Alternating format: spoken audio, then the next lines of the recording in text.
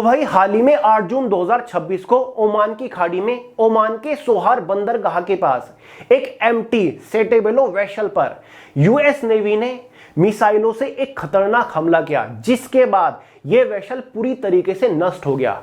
और शॉकिंग बात यह है कि इस वेसल पर 24 भारतीय नागरिक सवार थे। जी हां दोस्तों, टोटल 28 लोग इस वेसल पर सवार थे, जिसमें से 24 भारतीय थे जो कि इस वेसल पर क्रू मेंबर में शामिल थे, जिसमें से इस हमले में 3 भारतीय नागरिकों की मौत भी हो चुकी है। अब सवाल यह उठता है, जब फिलहाल भारत और अमेरिका के बीच में सब कुछ ठीक चल रहा है, तो अमेरिका ने भारतीय नागरिकों से सवार इस वेसल के ऊपर, इस जहाज के ऊपर अटैक क्यों किया, और साथ ही यह जहाज किसका था, और यह जहाज कहां जा रहा था और कहां आ रहा था। तो सारी की सारी कहानी इस वीडियो में आपको समझाने वाला हूं, तो डिटेल के साथ समझने की कोशिश करते हैं। अब आपके माइंड में एक और सवाल आ रहा होगा कि भाई अमेरिका ने भारतीय नागरिकों से भरे एक वेसल के ऊपर अटैक किया, तो जाहिर सी बात है भारत के प्रधानमंत्री नरेंद्र मोदी जी ने अमेरिका को कॉल किया होगा, डोनाल्ड ट्रंप से इस मामले पर बातचीत जरूर करी होगी। तो उसके बारे में मैं आपको बताऊंगा, क्योंकि आप गलत फहमी में हो। देखिए दोस्तों, दरअसल हुआ क्या, ये जो एम्प्टी मारीवैक्स या फिर सेटेबेलो एक वेसल है, सबसे पहले तो ये भारत का वेसल नहीं है, ना ही ये भारत से जा रहा था और ना ही ये भारत आ रहा था। ये एक ऑयल टैंकर है, यानी कि तेल इधर से उधर ले जाता है, तेल इंपोर्ट एक्सपोर्ट के लिए काम करता है, ठीक है।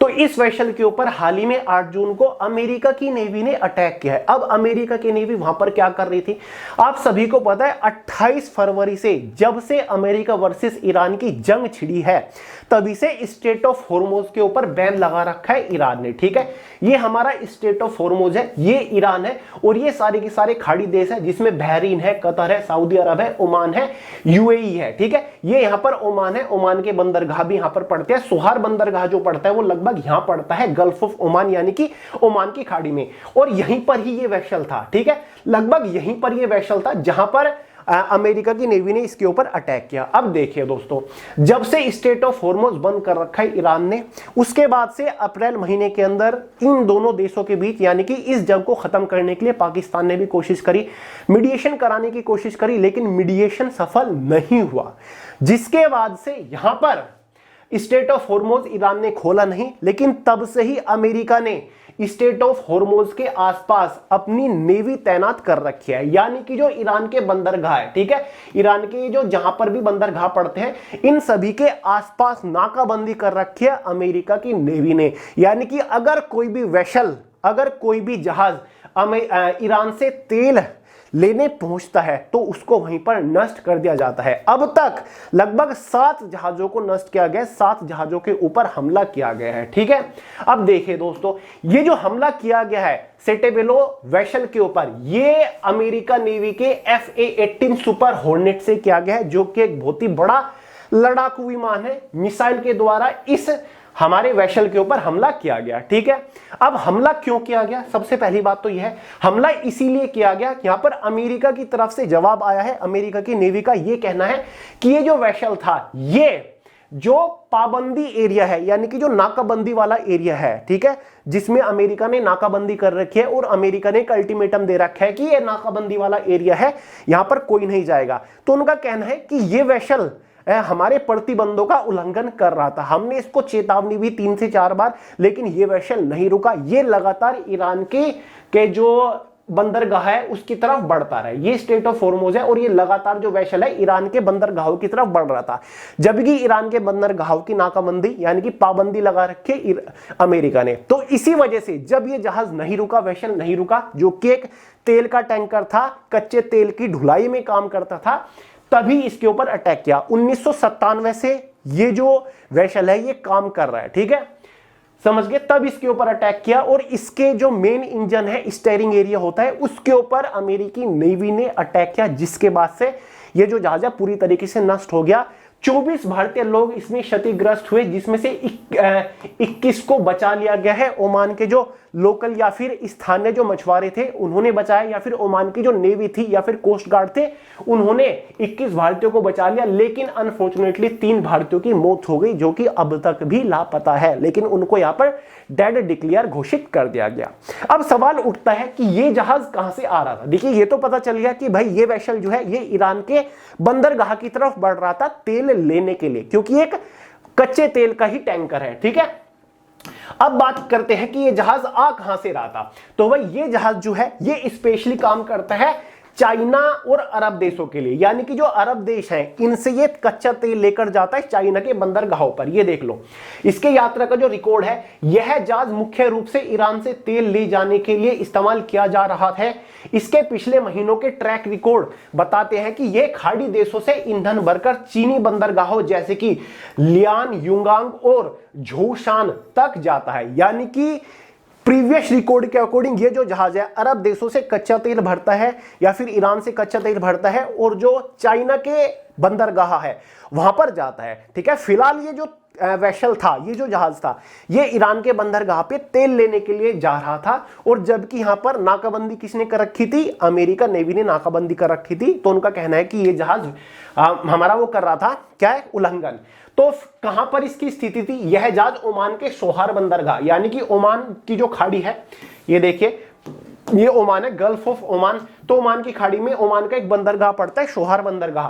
तो इसके आसपास इसकी उस टाइम पर पोजीशन थी, यानी कि ये फिलहाल रुका हुआ था जब इसके ऊपर अटैक किया गया। 3 बार चेतावनी यहां पर यूएस नेवी ने दी, लेकिन ये जहाज नहीं रुका।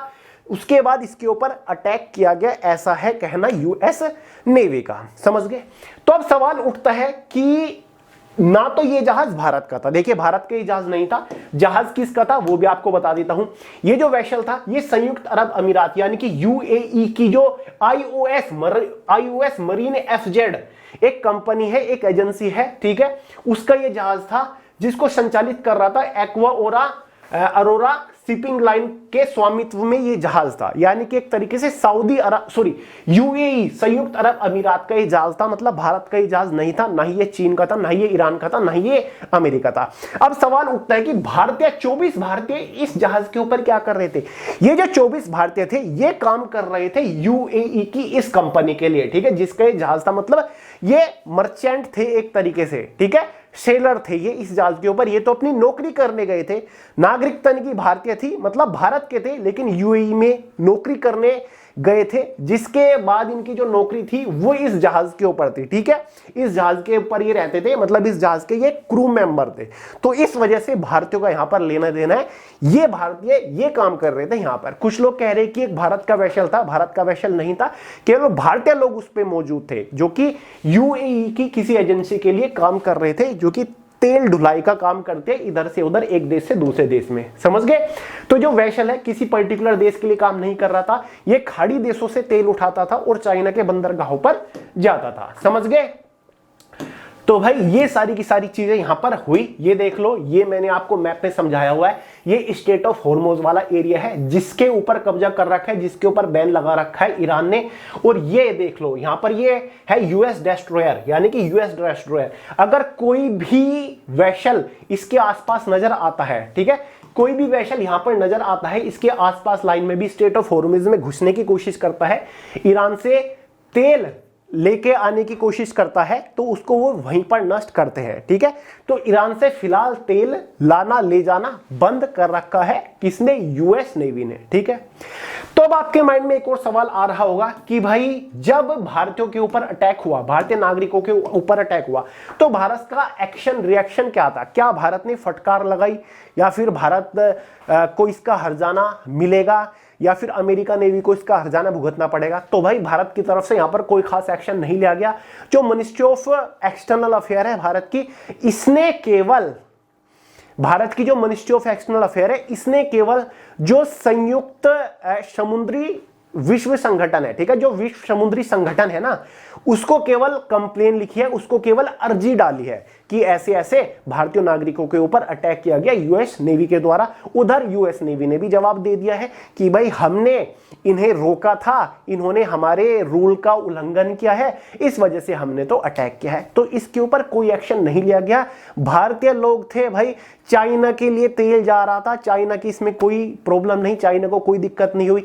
यूएई का ये जहाज था, उसे कोई यहां पर दिक्कत नहीं, दिक्कत हुई, नुकसान किसका हुआ, भारतीयों का हुआ। वो बेचारे भारतीय मासूम जो कि केवल पैसा कमाने के लिए बाहर गए हुए थे, उन्होंने अपनी जान से हाथ धो लिया यहां पर, उनके बारे में कौन सोचेगा। तो भाई ये जो देशों की पॉलिटिक्स चल रही है, जो जंग चल रही है एक देश की दूसरे देश के साथ, इसमें केवल आम नागरिकों का नुकसान हो रहा है और किसी का नुकसान नहीं हो रहा है मेरे हिसाब से तो, ठीक है। वरना यहां पर भारत की तरफ से कड़ा एक्शन इसके ऊपर लेना था, ठीक है। जितनी भी बड़ी हायर एजेंसी है, सिक्योरिटी एजेंसी है, उनको यहां पर कंप्लेंट करनी थी और यहां पर डोनाल्ड ट्रंप को प्रॉपर घेरा जाना था, समझ गए। क्योंकि यहां पर ईरान, इजराइल और अमेरिका की जंग में बाकी जो कंट्री है या फिर उनके जो नागरिक है वो पिस रहे हैं। तो ये था वो पूरा मामला, समझ गए। और अगर गाइस यहां पर बात होती चाइना के नागरिकों की, मैं इतनी बात बता देता हूं, अगर यहां पर बात होती चाइना के नागरिकों की, तो हिम्मत नहीं थी पहले तो अमेरिका का उनके ऊपर अटैक करने की, ठीक है। हिम्मत नहीं थी कि अमेरिका उसके ऊपर अटैक कर दे, उन नागरिकों के ऊपर अटैक कर दे। और अगर अटैक कर देता, बाई चांस चाइना के नागरिक इस तरीके से मारे जाते, एक नागरिक भी मारा जाता, तो भाई ये गारंटी है कि जो शी जिनपिंग है राष्ट्रपति चाइना की, तो भाई खैर नहीं थी डोनाल्ड ट्रंप की, तो डेफिनेटली कुछ ना कुछ कड़ा एक्शन जरूर लिया जाता डोनाल्ड ट्रंप के खिलाफ। तो भाई ये होती है एक पर्सनैलिटी, ये होता है एक ओरा कि भाई दम नहीं है किसी में, किसी की औकात नहीं है चाइना की तरफ उंगली उठा दे, ठीक है। चाइना पे बहुत सारे बैन लगा रखे हैं डोनाल्ड ट्रंप ने कि चाइना का जो ट्रेड है उसको रोक रखा है, अमेरिका के साथ तेल का जो एक्सपोर्ट इंपोर्ट है उसको रोक रखा है। चाइना कहता है भाड़ में जाओ, हमें फर्क नहीं पड़ता, हमारे पास बहुत इंपोर्टर एक्सपोर्टर है, हमारा काम चल रहा है, ठीक है। तो चाइना तो इस तरीके से इस एटीट्यूड में काम करता है। तो भाई ये था पूरा मामला, फिलहाल पूरी गहमा गहमी चली हुई है। अभी 3 दिन पहले ईरान ने भी इजराइल के ऊपर दोबारा से अटैक किया था और उसकी जवाबी कार्रवाई में इजराइल ने भी ईरान के ऊपर अटैक कर दिया था। यानी कि दोबारा से पूरी स्थिति बनी हुई है कि जंग दोबारा से यहां पर शुरू होगी, पूरा विकराल रूप लेगी ये जंग दोबारा से, ठीक है।